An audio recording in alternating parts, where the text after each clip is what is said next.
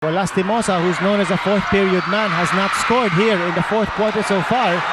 Samantala, Eto na si Lastimosa. wow! Pumasok! Triple V by Jojo Lastimosa. Po ang oras. Bong Hawkins. Fumbles. He gets it back to Johnny. Lastimosa. Wala. Abarrientos gets the rebound, but there's a loose ball foul. Medyo mahirap yung ginawang ni Ocean Rosella, parang kiti-kiti. Yes, and that's the reason why Pure Foods has 2-point guards in the game at this stage. Na-anticipate nila ang press ng Alaska, and Rosella is still down on the floor, hammered by Johnny Abarrientos. Ocean Rosella wanted to call attention to that bump by Johnny Abarrientos. At si Johnny medyo nag-react, sabi niya, sobra naman. At ito naman si Jojo Lastimosa, lumalapit na kay Ocean Rosella. Medyo na-feel na yata ng Alaska ang pressure eh. Look at a portion of the big crowd on hand here at the Araneta Coliseum in Cubao, Quezon City for game number 3 of the Best of 7 Championship Series between Alaska Milk and the Pure Foods TJ Hot Dogs. Alaska looking for game number 3. Ruel Gomez, hindi pumasok ang 3-point shot. Bong Rivera, forward to Dindo po pa rin. Binigay kay Rodney Santos. Wala, pero merong foul na tatawagin.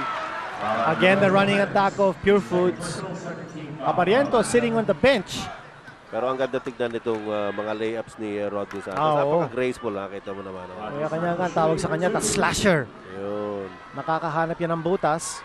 And once he finds the opening, papasok yan. And kanina binanggit natin si Abarrientos sitting on the bench. He went 3 out of 7 back in the third period. Samantala, Rodney Santos scores on his first free throw. At abante na naman po ng 15.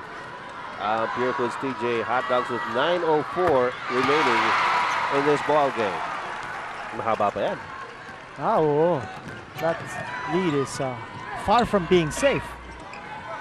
Samantala, Bong Hawkins at the corner, laban kay Jericho Tiniera. Hawkins pa rin. Subaksak sa loob. Uy, cool na cool. Bong Hawkins.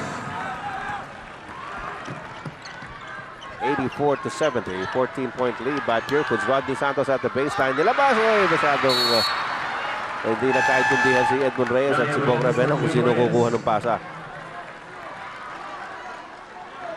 And Coach Chot Reyes, medyo pinagsasabihan si Rodney Santos. Ano klase? Ano yan ganun? Naipit kasi si Santos in the baseline. But, well, timely reminder on the part of Coach Chot Reyes because dapat wag mag-collapse dito ang Pure Foods. They've got to be able to preserve this lead or even build it up further. Si Abarrientos with a big rebound. And a follow-up of a miss by Jojo Lastimosa. Baba na naman sa 12 ang kabante ng Pure Foods. Yung rebounded ng Pure Foods medyo nang kukulan dito in the fourth quarter. And if you're wondering, baka kakatune nyo lang po ninyo as Edmund Reyes na bitawan ng bola, nakuha na ulit. Further violation was called on Pure Foods. And that's another turnover. Actually, kanina dapat nagkaroon na ng tawag kung Edmund Reyes. Tignan mo naman ito ginawa ni Johnny Abarrientos dito. Napakahirap mga kaibigan. Ang sinasabi ko po, if you're wondering kung bakit wala si Alvin Patrimonio at si Ray Evangelista. Si Alvin po, meron konting pilay. Si Evangelista naman may trangkaso. Samantala, meron po tayong timeout na tinawag credited to Alaska. Okay mga kaibigan, balik po tayo din sa Araneta Coliseum at katatawag lang po ng timeout ng Alaska as you see on Commissioner's Row. Of course, from right to left, Commissioner June Bernardino and ex-mayor Mario Raimundo and of course Mr. Ray Marquez. Yan po ay dati rin po nating commissioner dito sa Philippine Basketball Association. Commissioner ba? Chairman? Commissioner. Chairman. Commissioner. Oh. Tapos naging, well, he was actually chairman before it became commissioner. Tama. Ed, kanina pinag-usapan natin about Jericho Tiniera, yung kanyang fourth quarter woes. And so far si Jerry, wala pang puntos dito sa fourth period. And in the third period, he only had 4 points. Uy, Tiniera blocking that shot by Volado. But he did a good defensive job that time. At si Edmund Reyes naman, pinangalagaan yung rebound. And now, here's Glenn Capacio. So nga pala, ito si Bong Hawkins, nung bago mag-timeout, hinahawakan naman niya yung kanyang balikat. And he's on the bench now. Long jumper by Bong Rivera, hindi pumasok. Chris Bolado binigay kay Johnny Abarientos. Lamang po ng 12 ang Pure Foods over Alaska with time down to 7 minutes and 13 seconds here in the fourth quarter. Alaska looking for execution. Ito si Lastimosa. 13 points so far in this game. That's 10 off his pace dito sa finals. Cariaso sees Wino. Wino fakes. Reyes with a block. Narito naman ngayon si Dindo. Ang dami ng palpal na ginagawa ng Pure Foods dito. Yes, another defensive stop. A key one. Samantala, Dindo Pumaran inaayos ang opensa ng Pure Foods. 6 minutes, 44 seconds to go in the ball game. Still a 12-point lead by Pure Foods. Jerry Cordillera against Chris Bolado. Yes! Jumper by Jerry to score his first 2 points here in the fourth quarter. 18 points by Jerry Cordillera in the ball game. Cordillera badly needing to step up his offense. 14 na naman ang kabante ng Pure Foods. Chris Bolado pumihit. Nabitawan ang bola. Nakuha ni Jeffrey Cariaso. Cariaso out to Lastimosa. Lastimosa against Capasio. Sabit. Tumabit si Glenn. Itong matchup na, well, a lot of people were anticipating Glenn Capasio and Jojo Lastimosa. Pero And actually, so far, bago so lang good. yan kinito dito sa larong ito. Ang binabantayan kanina ni Capasio ay si Cariaso. Actually, nireserba yata ni Coach Chotres si Glenn Capasio for Jojo Lastimosa. At alam naman natin, ang tawag kay Jojo Lastimosa, fourth quarter man. Correct. Ito na. No count, no basket, sabi ni referee Garferio. Nauna yung foul. Third personal on Glenn. At medyo maapila si Glenn sa mga kapi niya. Tulungan niyo ako rito ba? Baka hindi niyo nakikilala kung sino itong binabantayan ko. At kung nasa na tayo, fourth quarter na tayo. Jojo Lastimosa yan. Still a 14-point lead by Pure Foods, 86-72. At halos nangangalahati na po tayo dito sa fourth quarter. Tap out by Glenn. Ang concentration ngayon ng Alaska dito kay Jojo Lastimosa with Bong Hawkins sitting on the bench. 6 out of 6 from the field. Ito si Edmund Reyes. Cariaso. Binigyan ng pick ni Ramas. Abarientos looking inside. Wala mapasahan. Abarientos to Ramas. Ramas over Reyes. Yes! Kevin Ramas. Ito, step up guy din ito. Oo, nakaka 8 points na ito si Kevin Ramas. Correct. Samantala, Dindo Pumaran runs into Chris Bolado. Labas ulit kay Jerry Cordillera. Edmund Reyes is open. He gets closer. Jumper by Edmund Reyes. 7 out of 7. 88-74. 14-point lead by the TJ Hot Dogs. Abarientos. Cariaso. Here's Lastimosa. Pihit ni Lastimosa. Hiwala. Cordillera. Big rebound. Chris Bolado. First personal foul at pangatlong team foul ng Alaska. 5:10 to go in the fourth. Lamang pa rin ng 14 ang Pure Foods. 88-74. Alaska not able to exploit some mismatches on the floor. Particularly Kevin Ramos and Edmund Reyes. Pati na din si Bolado because Cordillera has been playing good anticipation defense on Bolado. Good steal. Good steal by Johnny. Uy! Wala. Pero nakuha ulit ni Johnny. Here's Abarientos. Abarientos musugo. Ay! Oops. It will stay with Alaska, says referee Garferio. 13 seconds on the shot clock. Samantala, merong substitution doon si Coach Tim Cohn. Malamig na player. Si Giovanni Pineda. Pumasok para kay Chris Bolado. Anticipated. Ang pasa ni... Yes. Ang pasa kay Pineda. Nahuli ni Edmund Reyes. Well, he's showing tremendous hustle ito si Edmund Reyes. Oh, he's playing the game of his life. Oh, he's not only contributing the points but yung kanyang hustle sa depensa, na-anticipate niya yung inbound pass ng Alaska, causing that turnover. Hindi pa rin po nagbabago ang ating score. 88-74 in favor of Pure Foods. Reach in foul. Kevin Ramas. Second personal foul. Pero pang-lima na yan na team foul ng Alaska. Kanya't pagkatapos po nito, nasa penalty na sila. Magbibigay na sila ng free throw on their defensive fouls. Dindo Pumaran.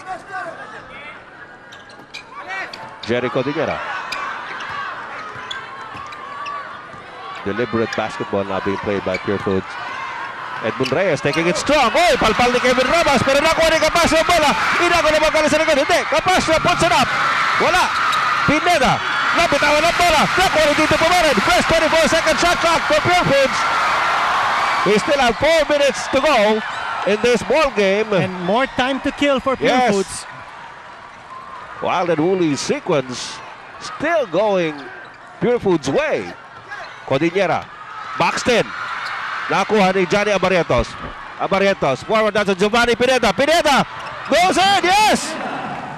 Surprise substitution by Coach Tim Cohn, pulling out Giovanni Pineda from the cold. And Pineda responds.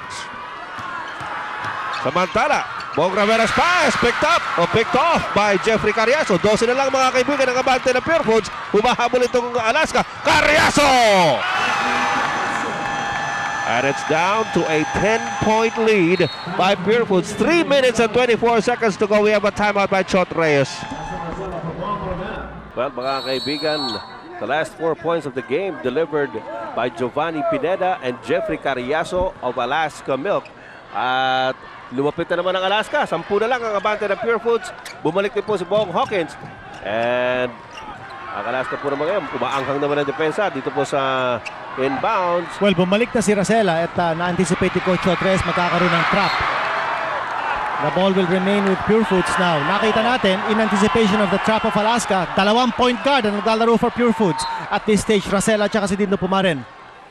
38 seconds on the shot clock. Narito si Jerry Codinera. You know, in situations like this, Pure Foods badly will need the services of Alvin Patrimonio. He is being missed. Yes, well, for our late tuners, Alvin Patrimonio is suffering from a strained ligament. At si Ray Evangelista naman, medyo tinatrangkaso yata. Kanya't napakaliit po ng playing time itong dalawang players na ito. Samantala, meron pong 20-second timeout na tinawag si ang Pure Foods TJ Hotdog. So we'll hang on to the air. Sa kasalukuyan po ating sitwasyon, 3 minutes and 2 seconds to go in the ball game. 10 ang abante ng Pure Foods, pero alalahanin po ninyo, this is down from 23. Kanina, umabot ng 23 ito kinito. Yes, last stand na ito ng Alaska because Coach Tim Cohn realizes that they've got to make their run now or never. Bumalik na po si Bong Hawkins and he's joining forces with Abarrientos, Carriazo, Lastimosa, and they surprise player here late in the 4th period. Ito si Giovanni Pineda. Yes. Yan ang sinasabi natin mga hugot. Si Giovanni Pineda, malamig na malamig, galing sa bench. Kanina lamang, biglang hinugot ni Coach Tim Cohn and he delivered instantly with 2 points. Samantala, that Capaccio shot was way offline and they lose possession. So, pagkakataon na naman ito ng Alaska, natapyasin pa itong 10 puntos na kalamangan ng Pure Foods TJ Hotdogs.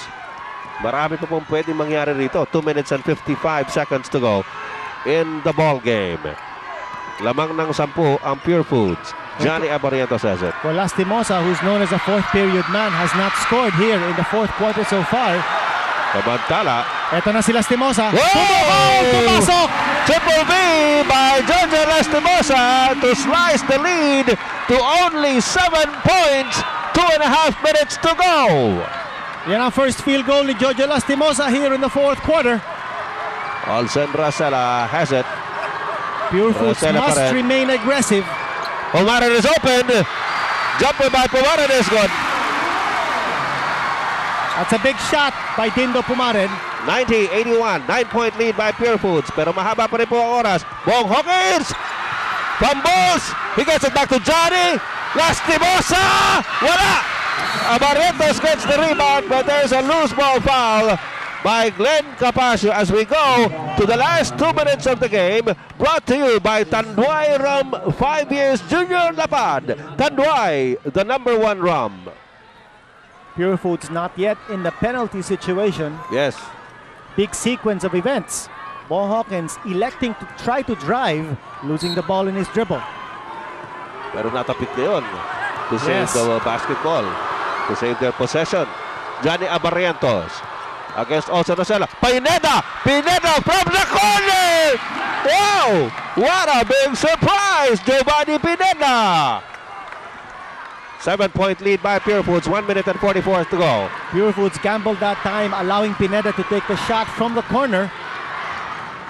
Dindo Pumarin, binibigyan ng pick ni Jericho Dinero. Open na naman si Pumarin! Pumaren delivering Dalawang the sunod. clutch hits. Yes, back-to-back baskets here by Dindo Pumaren. 92-83, 9-point lead by Pure Foods, 1:27 to go. Jojo Lastimosa, nakawala kay Edmund Reyes. Sige, Jericho Cordillera takes it away. Narito naman si Dindo Pumaren. Pumaren like the bullet in the ears. Getting away from Carriazo, but Carriazo gives him the foul. Dindo Pumaren will go to the stripe. Penalty situation. Bukbukan pong aksyon dito sa labanan ito ng Alaska Milk at the Pure Foods TJ Hot Dogs. Nakikita po ninyo yung clutch hit na yan ni Dindo Pumaren. Nakakadalawa na siya. 2 of the same kind. Hindi ka dyan po sa spot na yan. At ngayon naman si Dindo ay nasa free throw line sapagkat nasa penalty na ang Alaska Milk. Mayong gabi sa ating mga higala sa kabisayan ng Mindanao. Ang inyong kalagad si Ed Pigson. Uban ni Kinito Henson para sa Vintage Sports. Dinatakloban, mga pengang gabi ay iyo, mga kasangkayan. Bangin na ada ko buwas. Bangin lang. 93-83. 10 na naman ang kabanta na Pure Foods. Dindo Pumaren with one more shot. Whoops, wala. 1 minute and 15 seconds to go. Fourth quarter po tayo. Jojo Lastimosa binibigyan ng pick ni Bong Hawkins. Binalik kay Hawkins. Hawkins off to Carriazo. Carriazo sumaksak. Lumayap. Yes! 93-85. Well, in that particular sequence, Ed, nakita natin that the Pure Foods defense challenging the three-point shot of Alaska. That's why they elected to go for the 2 points. Ito na naman ang full court press ng Alaska. Glide Capasio at Olsen Rosella. Narito po sa backcourt. Olsen Rosella sneaks into the front court. Medyo mahirap yung ginawang ni Olsen Rosella. Parang kiti-kiti. Yes, and that's the reason why Pure Foods has 2-point guards in the game at this stage.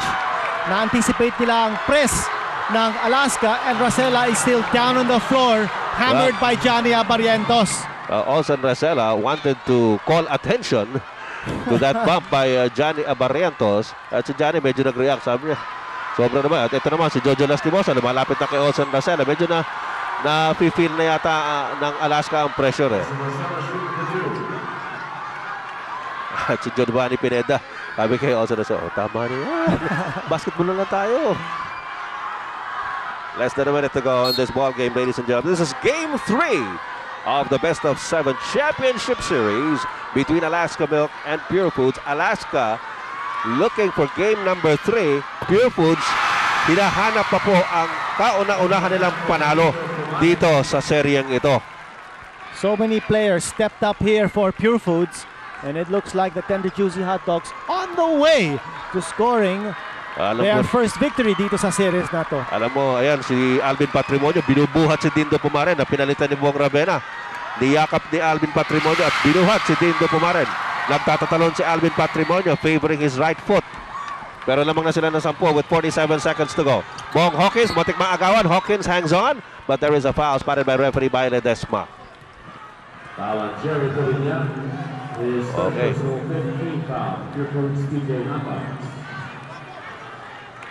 Pang-5 pa lang na team foul yan ng Pure Foods, so no free throws yet. Pero 45 segundos ang nalalabi, mga kaibigan. Mukhang makukuha ng Pure Foods, pero teka muna. Wala yung 3-point shot. Jerry Cordillera comes down with the rebound. Cordillera, forward to Edwin Reyes. Hinahabol ni Carriazo. Inabot. Teka, meron ng foul. Sabi ni referee Garperio. Sabi ni Edwin Reyes, ba't ko ititira? Papalpalin mo ko. Papasa ko na lang. Okay, 32.7 seconds to go in game number 3. There's a timeout by Tim Cone.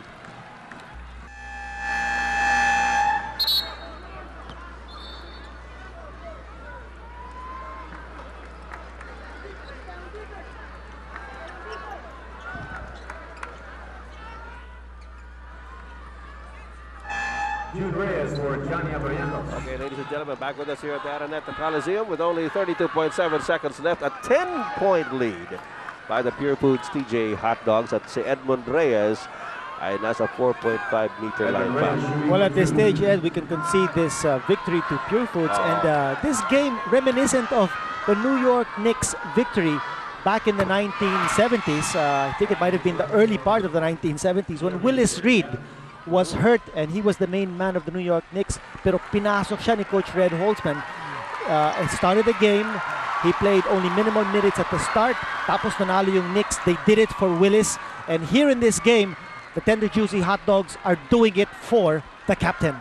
Well, Alvin Patrimonio did not just sit down or sit back and watch the game. He also did his role. Doon po sa sidelines, cheering his teammates on, egging them on. At certainly an emotional victory here for the Pure Foods TJ Hot Dogs. Yes, and of course, the big question to us now is, could this be the beginning of a nightmare for Alaska? Well, sabi ni Coach Tim Cone kanina, he's been having nightmares remembering that 1990 debacle where they led also by 2 games to none. Pagkatapos humabol ang Pure Foods, nanalo pa ang Pure Foods 3 straight games to clinch the championship. Samantala, just waiting for the game clock to go off with 6.5 seconds left. Merong foul pa tinawag kay Glenn Capascio. Big comeback here for Glenn Capascio after serving a 1-game suspension. At malamang talagang maligaya to si Glenn Capascio Well, sapagkat totoo yan. Hindi lang siguro si Glenn Capascio, but the entire Hot Dogs camp, siyempre, because they've been able to do this without Alvin Patrimonio. 7 players in double figures here for Pure Foods, and that shows you balanced production. Ito nga, si Alvin naman, bawat lumabas dito, kinakarga ni Alvin sapagkat Sa tuwa talaga niya. namang, maligaya. Dahil hindi man siya nakapag-contribute, talaga namang binigay ng kanyang mga kakampi lahat. At ito si Brian Punsalan, umiscore pa. Lalong humiyaw ng napakalakas yung mga taga-Pure Foods dahil konti lang ang nilaro nitong minuto si Brian Punsalan, pero nakapag-contribute pa. The Pure Foods TJ Hot Dogs take game number 3 of the Best of 7 Championship Series. No, Virginia, there is not going to be a sweep in this All-Filipino Conference. And Ronnie Nathaniels is with Mr. Chot Reyes, our winning coach for tonight. Well, the team manager had the movie Braveheart in that dugout, and the message was very clear. Chot, congratulations. You were down in the dumps, down 0-2. Your captain was on the bench, but you played with a lion heart. Yes, I think you hit it right on the head, Ronnie. By being down 0-2, the pressure was automatically lifted from our shoulders. And so today we just came out with nothing to lose, basically. And secondly, if there's one game where the players made all the difference, this was it. You were in the dugout at halftime. I said there's nothing I could say because they were playing so well. So tonight the coach didn't do anything. He just let the players play, and this was a game that the players pulled off. This was a lot of there was a lot of emotion, a lot of courage, a lot of heart. Players like Edmund Reyes, they really lifted their game. Dindo Pumaran down the stretch, he's bailed you out. Olson Racela, everybody contributed. Bong Ravena. That was the only way to cope with Alvin's absence and Ray nursing a 40-degree fever temperature. So we were down to 9 men basically, and the only way for us to compete in this game was to come out with a lot of emotion, a lot of adrenaline, a lot of energy. And fortunately, that's what happened, and we were able to pull it off. Sometimes, you know, with the captain on the bench, it takes some pressure off you because it gives you so many options offensively. Yes, and the other thing was I don't think they were really prepared. Of course, our game plan was there with Alvin, their defensive game plan. Without Alvin, they seemed kind of lost a bit. So I expect them to make the necessary adjustments in Game 4. I'm sure they'll come back and they'll make the adjustments to play us without Alvin. Now, what are the possibilities for Alvin coming back on Friday? Or you keep it. You play a side war with Tim Cone. I really don't know. They diagnosed him with strained ligaments, and the only indication is Alvin himself. As long as he can play on it and withstand the pain, then he can play it. But you saw today he could hardly even walk. We just started him just as an inspirational boost. Willis Reed and the New York Knicks. Exactly. We hoped we ran one play for him, let him take a good shot. He missed it, but he came out with a fantastic rebound at the start of the ball game, and that was a real big boost to our emotion. You're still down 2 games to 1, but this gets you back in the fight. It doesn't turn things around completely, but it gives you a chance. Yes, being down 1-2 is a lot better than being 0-2 because now, if you win one game, you're right back in it. And as we saw today, I think if we just approach it a game at a time, and come out and play every game with this kind of energy and effort and looseness. I think the key word was a looseness and a relaxation on offense. I think it could be done. Thank you very much. Congratulations once again to you, Chad. We'll take a break and come back in a moment.